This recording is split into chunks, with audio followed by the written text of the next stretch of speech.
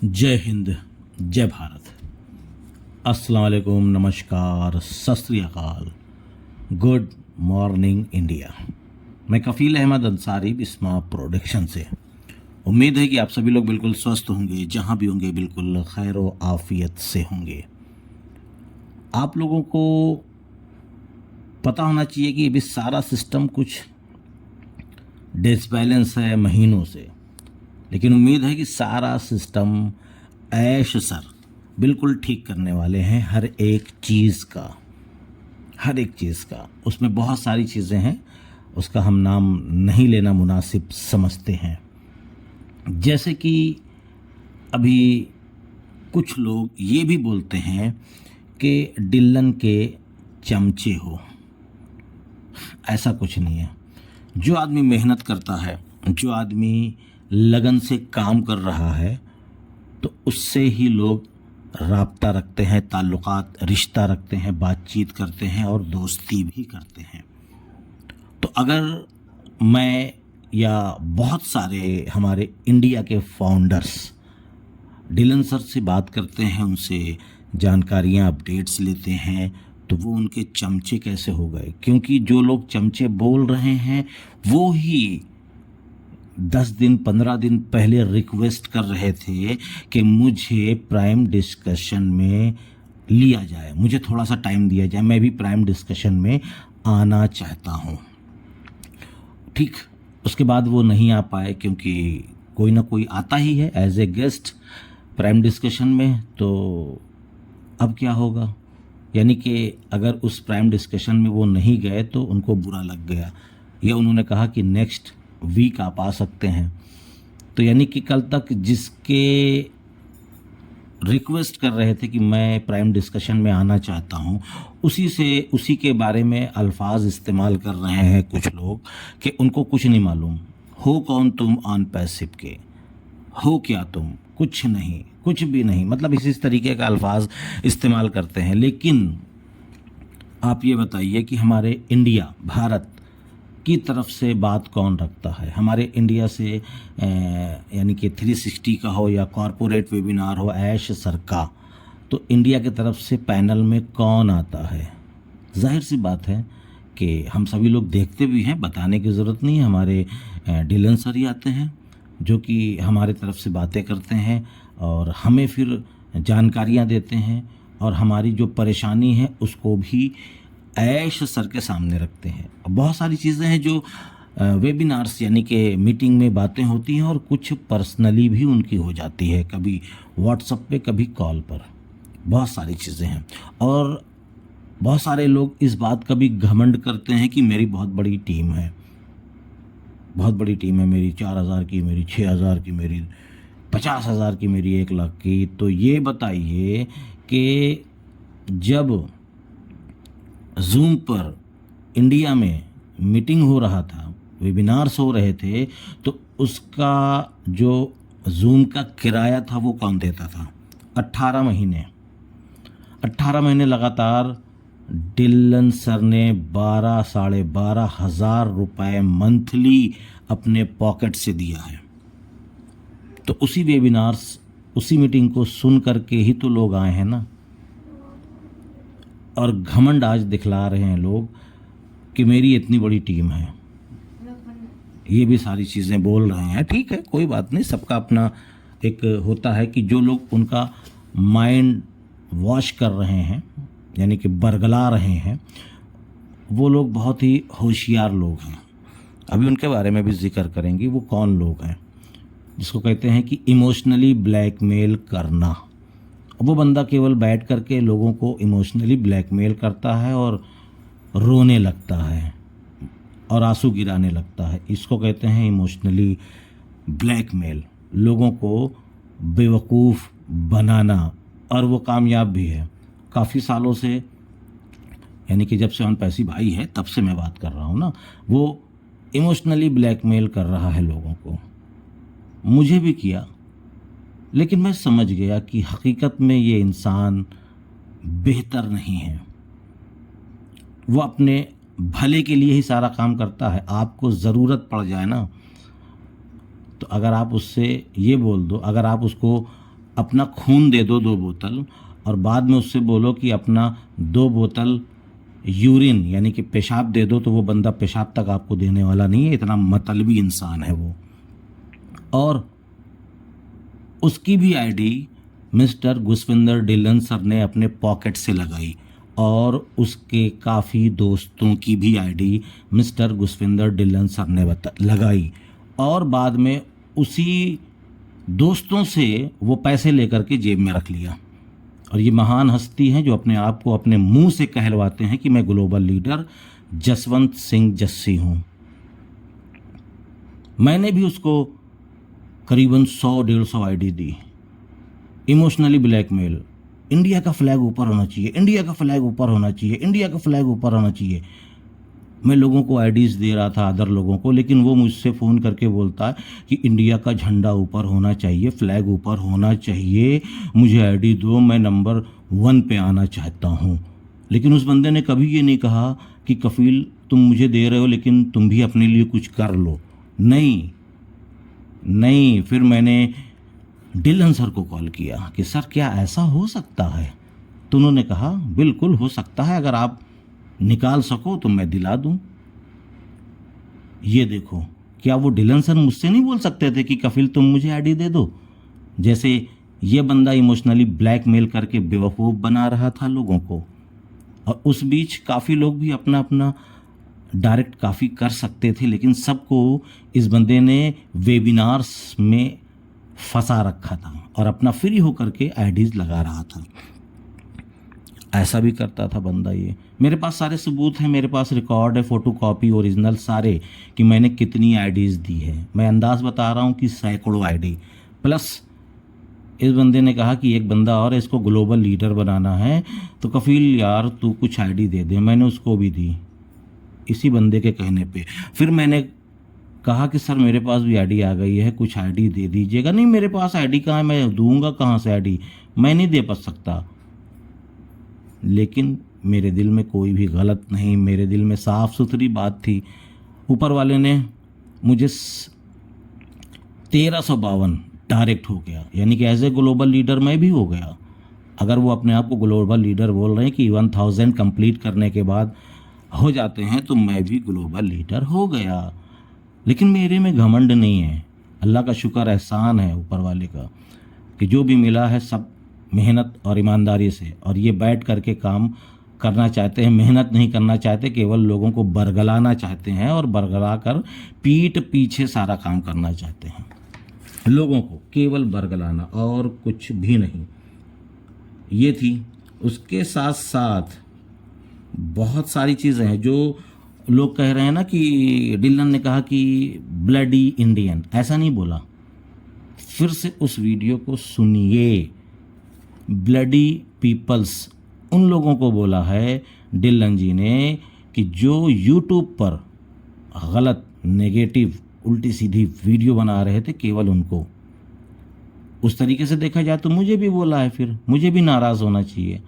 नहीं, उन्होंने उन लोगों को बोला है जो गलत मैसेज यूट्यूब के ज़रिए से, ठीक है, बहुत गलत वीडियो बनाया करते थे, उनको बोला, और पहले भी बोलते थे। ऐसा नहीं कि केवल उसी बीच की बात है। तो आप लोगों ने मतलब सुना ब्लडी इंडियन, ये सरासर गलत है। ये मैंने आपको पहले भी बताया है, फिर से बता रहा हूँ। ये बोला गया था ब्लडी पीपल्स और उन लोगों के लिए जो कि नेगेटिव वीडियो बनाते हैं, अनपैसिव को बुरा भला कहते हैं। लेकिन इस बंदे ने क्या किया, जनाब जस्सी जी ने, कि ये चीज़ डिलन सर ने हम सभी इंडियन लोगों को कहा, यानी कि गलत मैसेज, बरगलाना गलत मैसेज दिया कि हम सभी लोग डिलन जी को गलत समझे। झूठ बोलना इनके नस नस में भरा हुआ है। और एक चीज़ और बताना था, जो BMW वाली बात थी कि BMW के लिए डिलन सर ने बोला था, ये सरासर गलत है, 101%। ये मुझे अच्छी तरीके से याद है कि BMW वाली बात नीरज डलवी ने बोली थी। कब बोली थी? जब दिल्ली में इवेंट था हरीश शर्मा जी का, तो वहाँ पर किसी ने पूछा कि क्या हम लोग गाड़ियाँ ले सकते हैं, क्या हम लोग BMW ले सकते हैं? तब इस बात का जवाब नीरज डलवी जी ने दिया था, यस आप BMW ले सकते हैं, और वो भी वक्त आएगा कि BMW का शोरूम खाली हो जाएगा। तो इसमें डिलन सर कहाँ हैं और नाम क्या लिया जा रहा है कि डिलन जी ने बोला है, गुसविंदर डिलन ने ऐसा बोला है। ये तो ज़बरदस्ती किसी के ऊपर इल्ज़ाम लगाना हुआ, और इल्ज़ाम लगाने में जनाब जस्सी जी तो माहिर हैं, नंबर 1 का पुरस्कार मिलना चाहिए।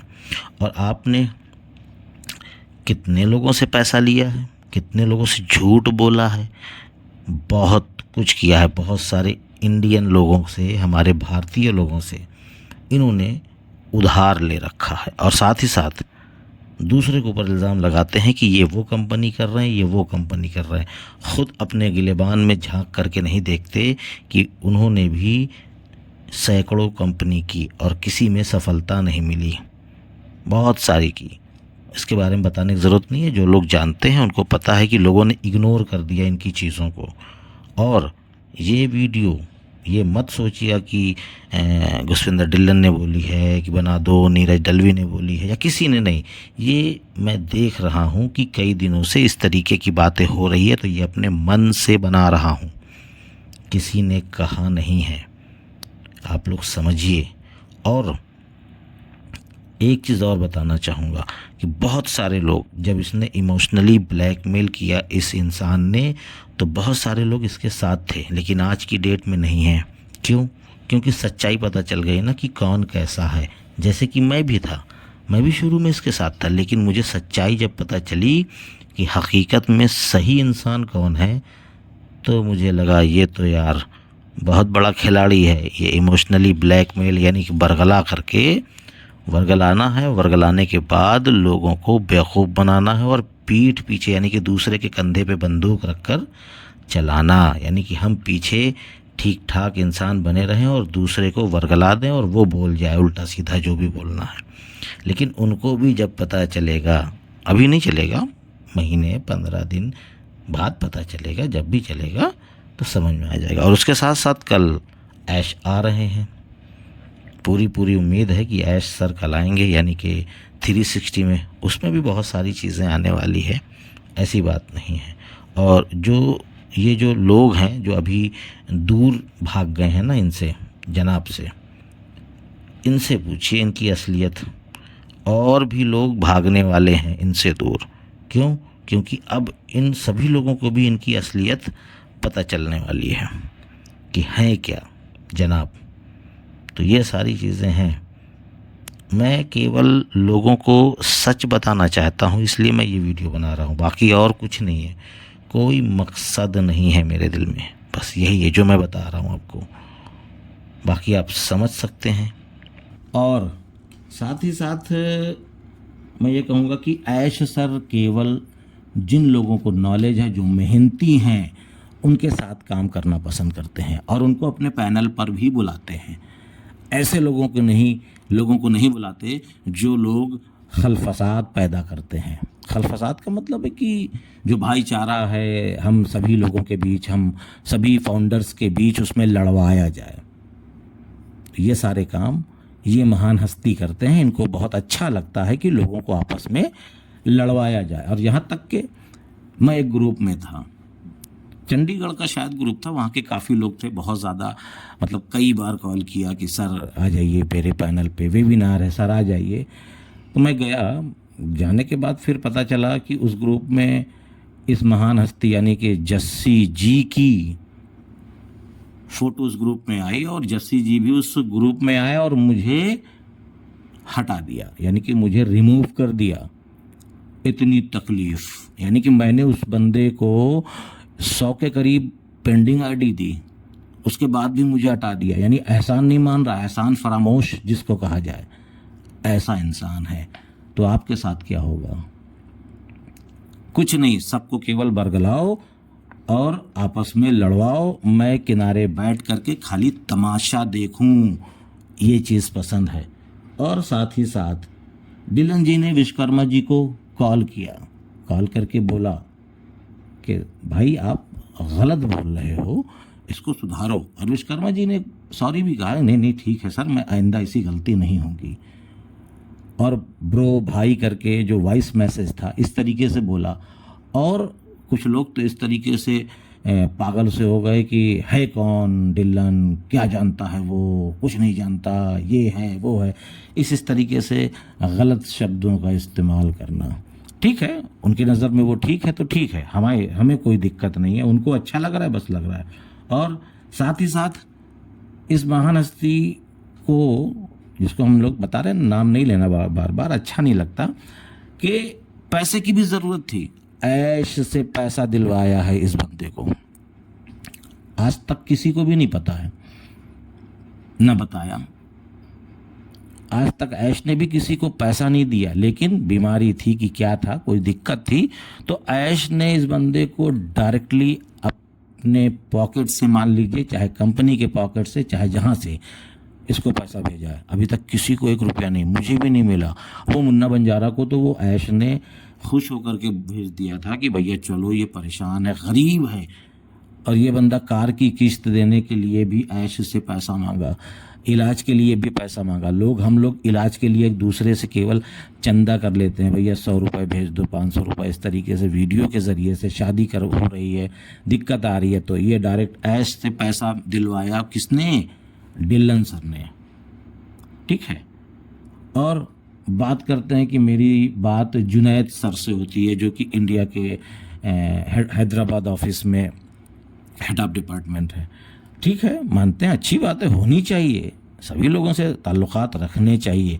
लेकिन जिस बंदे की बात ऐश सर से होती है, वो ज़्यादा है कि जुनैद सर तो एज ए जॉब करते हैं ना, उनकी जो जिम्मेदारी है वो पूरा करते हैं, उसको अंजाम देते हैं।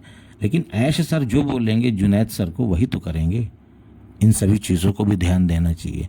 और ये लोगों को कभी कभी फंसा भी देते हैं, यार तुम ऐसा नहीं करोगे तो मैं ये कर डालूंगा, मैं ये कर दूंगा, मेरी पहुंच यहाँ तक है।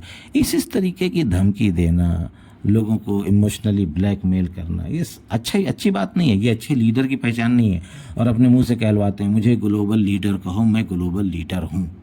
अभी तक कंपनी ने ही नहीं कहा कि ग्लोबल लीडर कौन है, इंडिया का लीडर कौन है। अभी तक ऑन पैसिव ने ही निर्णय नहीं लिया, अभी तक ऐश सर ने निर्णय नहीं लिया कि ग्लोबल लीडर कौन है इंडिया का।